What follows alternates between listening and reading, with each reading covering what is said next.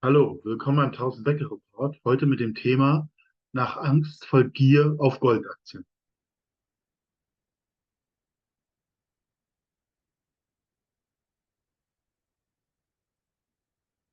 Disclaimer.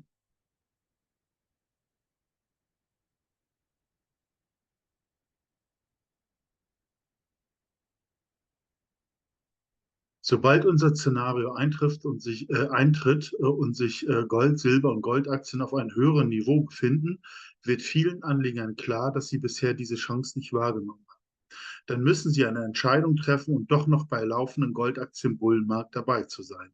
Die Gier nach Goldaktien wird unglaublich groß sein, denn wir haben es hier mit einem verhältnismäßig sehr kleinen Markt zu tun und das Aktienvolumen wird schnell vergriffen sein. Genau auf diesen kleinen Markt setzen wir schon, bevor er sich nach oben in Bewegung setzt und die meisten immer noch nicht investiert sind. Ja, warum das so ist, hat Eric King von Kingworld News in seinem Artikel über und mit dem Analysten Tavi Costa besprochen. Hier das Zitat dafür ist fast zu 100% genauso sehen, denn wir sehen sogar 50 bis 100 Bäcker bei Junior Goldaktien im heutigen Niveau aus und in 6 bis 8 Monaten. Also Gold, also die sagen dort, Gold steuert auf 2700 bis 3000 US-Dollar zu. Aber die große Überraschung werden Goldaktien sein, die um das 20 bis 30-fache steigen werden. Eric King. Tavi. Es gibt große Chancen für die Zukunft bei Gold, Silber und den Junior-Minenaktien und den Bergbauaktien. Die Leute können das hören und denken, das ist wohl ein Scherz. Ich möchte im Moment gar nichts von diesem Zeug hören. Sie schauen auf die Gewinne, Verluste in ihren Portfolios und es ist einfach eine Katastrophe. Aber im Nachhinein stiegen die Junioren im Zeitraum 2500 bis 2700 um das 10, 20 und 30-fach. Wir werden in einer solchen Phase zurückkehren, weil das Triple Top bei Gold durchbrochen wird. Und wenn wir diese Spitze durchbrechen, wird Gold auf 2700 bis 3000 US-Dollar steigen. Silber 50 Dollar und über 50 Dollar auf ein neues Allzeit. Und in diesem Umfeld werden wir von extremer Angst zu extremer Gier übergegangen sein. Daher auch die Ableitung für das Titel des Videos. Ja, so wird es sein. Noch herrscht Angst. Es kann selbstverständlich immer noch jetzt ein Rückschlag auch noch bei Gold und Silber kommen. Aber denke ich nicht, dass es diesen Mega-Goldbullenmarkt in diese hier genannten Höhen aufhalten kann. Und wenn das tatsächlich kommt, erwarten dann die Leute auch langfristig 5.000 bis 10.000 Dollar. Und das Schöne ist, die Goldminen und Silberminen nehmen diese Preiserwicklung vorweg. Das heißt, das haben wir bei der letzten Gold- und Silber-Rallye auch erlebt. Also da stieg ja Silber bis auf 50 Dollar und schon bei 32 Dollar haben Gold- und Silberaktien ein Maximalpunkt gehabt. Danach sind sie gar nicht mehr gestiegen als Gold und Silber selbst. Und so müssen Sie das sehen. Diese Unterbewertung wird jetzt im Laufe des Bullenmarktes abgebaut und wir vermuten einfach, dass bei Silber 42 Dollar die maximale Ausdehnung von Gold und Silber erreicht ist und dass es keinen Sinn mehr macht, Gold- und Silberaktien zu halten, sondern dann eher physische Ware beispielsweise. Ja, hier sehen Sie nochmal das Triple Top. Das heißt, das Ganze ist ähm, auf Ausbruch geeicht. Hier diese Meldung, ich werde den Link von Tavi Costa nochmal verlinken. Da sagt er immer, bei diesen Rückschlägen gab es dann interessanterweise Meldungen zu Gold und Silber, dass Gold und Silber aktuell total uninteressant ist. Also das heißt, es wird manipuliert, es wird suggeriert, die Leute sollen nicht bei dieser Goldaktien- und Goldrallye mit bei sein. Das ist ganz, ganz wichtig, dass möglichst viele nicht dabei sind. Aber unser Kanal hat sich ja natürlich verschrieben, sie darauf aufmerksam zu machen, dass es wahrscheinlich vor uns steht. Und Goldaktien, und Silberaktien, weil die so eben so unterbewertet ist, explodieren geradezu in diesem Umfeld, während Gold und Silber, sage ich mal, nur moderat steigen. Insgesamt dürfte das trotzdem keinen vom Hocker reißen, wenn selbst ein Gold jetzt auf 2600, 2700 steigt, das sind 25 bis 30%, das interessiert keinen. Aber bei Goldaktien das dürfte interessant sein, dann hören Sie von Ihrem Nachbar, dass hier irgendwas um das 10, 20, 30-fache gestiegen sind und dann ist sie da. Das sind nämlich tatsächlich lebensverändernde Gewinne, die da möglich sind. Und das gibt es nur bei Goldaktien in dieser speziellen Phase vermutlich. In der Vergangenheit war es jedenfalls so. Ja, hier ein angehender Silberproduzent, Operationsgebiet Mexiko, USA. Das Unternehmen besitzt oder kontrolliert rund ein Dutzend Edelmetallprojekte in Mexiko, Argentinien und Nevada. Wir haben also das Unternehmen hat mit dem Gold- und Silberabbau in der Tagbauer Rodero ein primäres Projekt. Sie evaluieren Pläne zur möglichen Wiederaufnahme der Projekts von Velendera bereits im Quartal 2023 wieder aufzunehmen. Im Februar 2023 meldet das Unternehmen ein vorläufiges 570 Silberäquivalent Gramm pro Tonne abgeleitete Mineralressource für das Silber- und Goldprojekt Yocuico Goldprojekt in Chihuahua, Mexiko. Hier sehen Sie nochmal die Location. Das ist hier eben Nevada, das ist in Mexiko, wo Sie die meisten Projekte haben, aber auch Argentinien. Und dort können Sie dann hier auch die verschiedenen Projekte sehen. Also die haben hier eben auch Gold, Silber, teilweise auch eben Low-Grade. Jetzt hier Rodeo ist Low-Grade. Valendera, das ist High-Grade hier, 138, 226 Gramm. Ach nee, Entschuldigung, ja, okay, das ist hier daneben, 327 Gramm pro Tonne, 316 Gramm und so weiter und so weiter. Und dann auch noch Hochgrade El Cuervar, das ja dann in Argentinien liegt. Und Santa Maria haben sie ja dann noch, das in Mexiko liegt. Das ist auch Hochgrade. Und dann hier Yokuvio. Also haben sie insgesamt 5 Projekte, die und sage und schreibe, also insgesamt sind es 60 Millionen Unzen Silber, sage ich mal, im Wesentlichen Hochgrade. Die Marktkapitalisierung ist 16,82 Millionen. Es sind nur 7,94 Millionen Stücke draußen das in die Potentialformel gegeben. Also bei 17 Millionen Marktkapitalisierung kommen wir dann, sage ich mal, auf 132, einen theoretischen Potentialfaktor, würde dann rein theoretisch bedeuten, von den jetzt 2,12 könnte das Unternehmen dann fast in Richtung 300 steigen. Das ist, wie gesagt, nur ein theoretischer Potenzialfaktor. Nichtsdestoweniger dürfte das Unternehmen, natürlich ist es hohes Risiko, extrem hohes Risiko sogar, enormes Potenzial haben. Es ist im Prinzip ein Produzent oder angehender Produzent mit sehr, sehr guten Gebieten, hochgradigen Silber, auch Gold, und das ist noch nicht mal berücksichtigt. Also meiner Meinung nach ist es ein Unternehmen, das man sich auch mal anschauen sollte. Wie immer, das ist natürlich keine Kaufempfehlung, aber insgesamt ist es sicherlich ein Unternehmen, das man kennen kann oder kennen sollte. Ja, nochmal generell zu Gold. Gold dürfte analog der 1970er Jahre von $2.000 auf $8.500 steigen. Aber wie kommen wir darauf? Weil die Chartformationen absolut identisch sind mit den 1970er Jahren.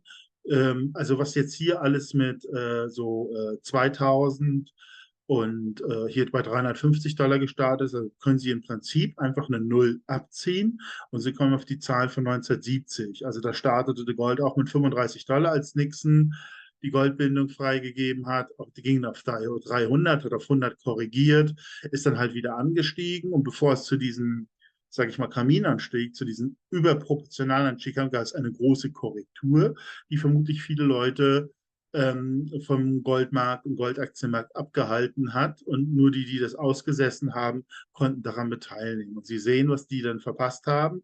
Wir gehen, das sind Goldaktien hier aus dieser Phase des Bullenmarktes aus den 1970er Jahren, ging hier von 5 Cent auf $19, 10 Cent $36, 20 Cent $40.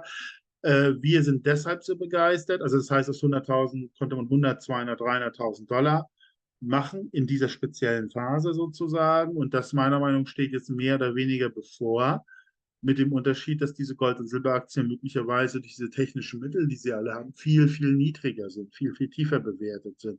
Auf der anderen Seite sehen wir vermutlich nicht innerhalb von einem Jahr dann auf $8.500, sondern man versucht es, ja, Sie haben ja Tavi Costas Aussagen gesehen auf Eric King News, sehen Sie 2700, 2800 vermutlich Chartisten, was aber trotzdem für diese Gold- und Penny-Gold-Aktien eine exorbitante Rallye bedeuten würde, weil sie so unvorstellbar niedrig bewertet sind. Viel, viel niedriger, als sie es hätten 1996 niemals gewesen sind.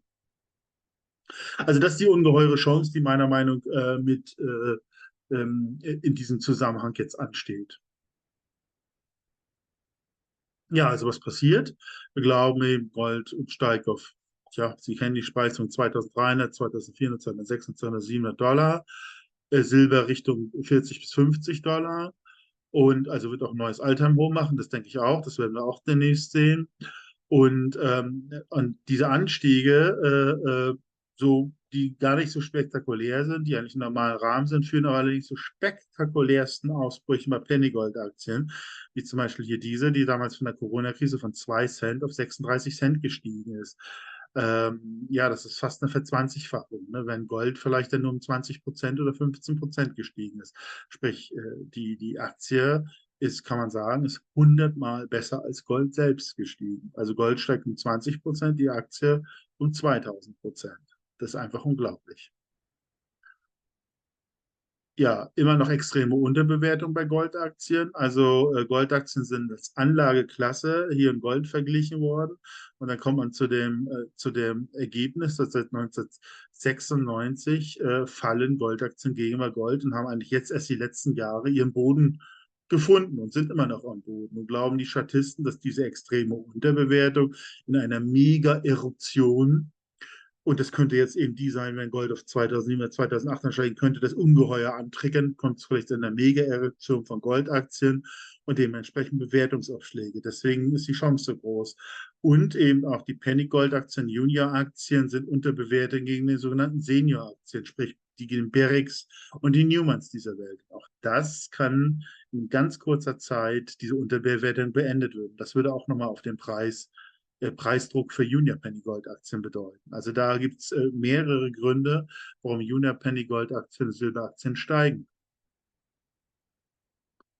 Ja, wie hätte man in den 1970er Jahren optimal gespielt? Im Prinzip ist es einfach gewesen. Man hätte einfach nur Penny Gold Aktien ständig kaufen müssen, auch wenn sie vielleicht nicht so attraktiv bewertet sind, wenn es Rückgänge gab, vielleicht gute hätte nachkaufen können, bis auf die unweigerliche Entladung des Goldpreises setzen könnte. Den nehmen die Goldaktien dann überproportional mit sozusagen und steigen ganz gewaltig. Und wenn man sich einfach so vorstellt, dass das vieles ist da um das Hundertfache gestiegen und man stellte sich einfach vor, man hätte jetzt zum Beispiel 10.000 oder 5.000 Dollar genommen und hätte 100 verschiedene Aktien zum Beispiel gekauft. Hier, das ist eben ein Beispiel. Eine Aktie hier für 50 Dollar hätte man vielleicht investiert und wenn die sich verhundertfacht hätte, hätte man die verkauft und dann hätte man die Gewinne eben in die nächste Assetklasse investieren müssen. Dann ist also, sagen wir mal, wenn Gold und Goldaktien die Spitze erreichen, dann ist man erstmal für Jahre lang Apple in diesem Bereich. Und meist die gegensätzliche Anlageklasse ist dann attraktiv bewertet, wie Standardaktien und Standardfonds. Und hätte man das gemacht und hätte das einfach wieder liegen lassen von 1980 bis 1999, also Berkshire Hathaway gekauft für die Goldaktiengewinne, hätte man aus den 50 Dollar bis 1999 eine Million gemacht. Und das gilt natürlich für andere Standardaktien, für andere Fonds auch. Also eigentlich nur zweimal, also einmal Goldaktien kaufen, dann wieder Goldaktien verkaufen, die Gewinne wieder in Topfonds und Topaktien setzen. Das sind sozusagen 3 Transaktionen in 20 Jahren oder 25 Jahren. Ja, und man hat im Prinzip hätte immer ausgesorgt gehabt. Wie gesagt, das ist selbstverständlich der Blick in die Zukunft. Das ist im Nachhinein natürlich immer leichter, aber es soll uns ja helfen, die ein oder andere Ableitung für die Zukunft dadurch leichter also versuchen, die Zukunft besser zu identifizieren. Ja, Ereignis 2, Ereignis 3, wenn Goldaktien steigen, dann nimmt auch überproportionales Risiko zu. Die Länder, wo das Gold und Silber gefördert wird, also die Minenländer, könnten Verstaatlichungen, extra Steuern und so oder Umweltauflagen machen. Also kann immer diesen Gewinn zerstören. Und natürlich auch unser eigenes Bankensystem ist unklar, wie es weitergeht. Sind weitere Rettung möglich? Wird sich vielleicht irgendwie an den Assets vergriffen, was auch immer. Auch da muss man ein Auge drauf machen, dass man seine Gold- und Silberaktiengewinne rauskriegt. Aus meiner Sicht muss man eigentlich im Wesentlichen versuchen, selbst eine Bank zu werden, zumindest eine Metallbank. Und dann muss man einfach schauen, was man da damit macht. Und wenn Sie sich dann hier diese historische Gold Dow Jones Ratio ansehen, dann sehen Sie, dass es wilde Bewegungen im 20. Jahrhundert gab. Im 19. Jahrhundert war es eigentlich eine durchgehende Entwicklung. Da gab es auch keine Kriege. Europa hatte seine größte Periode, die meisten Innovationen und sonst was. Und eben das 20. Jahrhundert ist eben das Jahrhundert der Megaspekulanten, aber auch der Kriege, der Vermögenszerstörung und so weiter. Viel Leid und Elend steckt in diesen wilden Bewegungen hinterher. Ich meine, einfach diese Bewegung, wenn man sich das mal vergegenwärtigen, allein am Stockmarkt 1929, wie viele sind aus dem Fenster gesprungen und sonst was und haben alles verloren. Und das hat dann Kriege nach sich gezogen und so weiter und so weiter. Also eine unschöne Geschichte. Und da haben nur ganz wenige profitiert. Und so wird es auch jetzt sein. Die Leute werden das nicht raffen, dass die Währungssysteme weiter den Boden runtergeht, dass, sage ich mal, Deleveraging, also es wird eine Entschuldung quasi gemacht. Die ganzen Vermögenswerten, die wir haben, die in den Häuserpreisen, in den Aktien drin sind, wird geschätzt, dass sie noch zu 90 bis 95% gegenüber Gold fallen. Es geht also alles raus sozusagen. So, damit fallen die ganz tief und 1980 hatten wir sowas, da konnte man für eine Unze Gold einen Dow Jones bekommen. Und aktuell müssen sie noch 13 bis 14 Unzen hinlegen. Das heißt, der Dow Jones fällt vermutlich noch 95% gegenüber Gold. Aber auch Häuserpreise. Sie sehen, Mike Maloney hat es herausgearbeitet. Man konnte für 500 Unzen Silber einen Standardhaus 1980 in den USA kriegen. Und 500 Unzen sind damals eben bekanntlich 25.000 Dollar gewesen. Ähm, und die Charttechnik gibt her, dass es diesmal möglicherweise noch extremer und viel billiger wird. Also Sie kriegen vielleicht ein Haus für irgendwie um die 300 Unzen Silber. Gut, das sind ganz, ganz extreme Zeiten, ganz extreme Situationen, die nicht lange anhalten. Aber Hauptsache, wir sind unterwegs in die richtige Richtung. Und sicherlich wird die Kaufkraft von Gold und Silber steigen, von den anderen Assets nicht in den nächsten Jahren. Ich will darauf hinweisen, es gibt dann diesen Maximalpunkt und dann gibt es eben doch den Punkt, wo man dann das Gold und Silber abstoßen muss und gegen was anderes eintauschen muss. Ja, Fazit, Multiplikation der Gewinne aus den Ereignissen. Also diese Ereignisse, die vorne stehen, das kann man sich aussuchen. Entweder wir werden Opfer von denen oder wir versuchen davon zu profitieren, indem wir da unsere genauen Schlüsse machen. Also die meisten, die jetzt einfach nur von Renten, Staatsanlagen und sonst was leben, werden selbstverständlich einen Kaufkraftverlust weiterhin, den auch alle möglichen, das wird auch alles um 95% gegenüber Gold fallen. Das ist einfach so. Und deswegen macht es nicht viel Sinn, in klassisch investiert zu sein, sondern jetzt greift tatsächlich die Gold- und Silberspekulation. Das wird am Ende zum Boommarkt führen, weil da jeder rein sich und retten will, wird die Preise grotesk übertreiben. Also deswegen müsste es ab irgendeinem Punkt auch wieder gewechselt werden. Aber schauen wir uns an. Wir nehmen jetzt einfach mal theoretisch an, wie damals 1950 hätten wir halt 50 Dollar in verschiedene Aktien investiert. Heute nehmen wir einfach 200 Dollar und investieren das in verschiedene Goldaktien. Dann ist denkbar, dass das eine oder andere Investment dann das 25-fache steigt, wenn diese Goldaktienrallye in den nächsten 5 bis 8 Monaten erfolgt. Und diese Gewinne dann nimmt und zum Beispiel mehr Gold und Silber machen, die als Anlageklasse dann vielleicht irgendwann ihre Maximalwerte, ihre berechneten Maximalwerte erreicht, mit 8.000 für Gold und 300 für Silber. Deswegen habe ich diesen Faktor 4 gemacht. Dass das physische Metall kann dann nochmal Kaufkraft abnehmen. Das wird auch seine Maximalpunkt erhalten und dann müssen wir eigentlich in andere klassische Assets investieren. Was auch immer dann die Dynamik nach dieser Inflationsdynamik ist, das muss es sehen. Sind es Top-Fonds, sind es Top-Aktien, sind es vielleicht andere Länder, außereuropäische Länder, amerikanische Länder? Hat vielleicht Indien sein großes Comeback oder doch China oder doch Brasilien? Das muss man sehen. Vielleicht muss man es auch einfach mischen und dementsprechend investieren. Jedenfalls werden sie dann ungeheuer billig sein. Das ist das Attraktive und die Entwicklung von 1980 bis zum Jahr 1999 hat gezeigt, dass dann das Jahr der Aktie auch wieder eintritt. Oder auch einfach Häuser, die eine höhere Bewertung haben oder kleine Firmen. Das muss man sehen.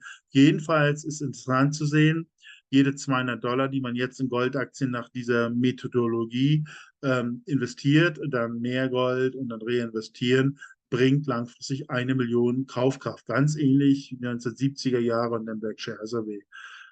Und das Schöne ist, auch schon wie damals, man kann ja 10, 20, 30, 40, 50 verschiedene Goldaktien dieser Art investieren. Und was ist daran so sinnvoll? Meiner Meinung nach liegt der Sinn eben darin, dass man viele, ja, verschiedene Szenarien damit spielen kann.